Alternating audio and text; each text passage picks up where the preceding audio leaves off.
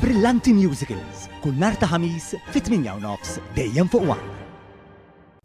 Id-data tas-Sibt 20 ta' Jannar 2024 se tibqa' mnaqxa bit-tri tad-deb għall-isports tal-polo f'pajjiżna.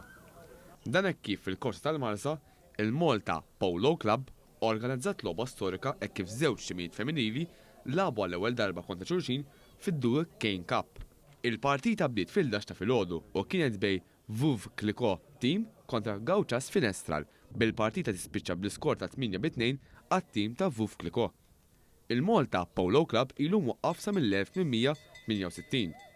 Id-Duke Kane Cup kienet ippreżentata lill-klabb minn Sir John Duquesne li kien il-Gvernatur ta' Malta fis-snin 30. F'kemmtejn qabel ma nagħtaw il-medalji u t-tazzi, intqal il-plejers ħadmu qatih biex ikunu jistgħu jilagħbu din il-logħba fejn kienu qed iqumu kmieni filgħodu biex jippratikaw dan l-isport li qiegħed jiġġenera popolarità kbira f'Malta.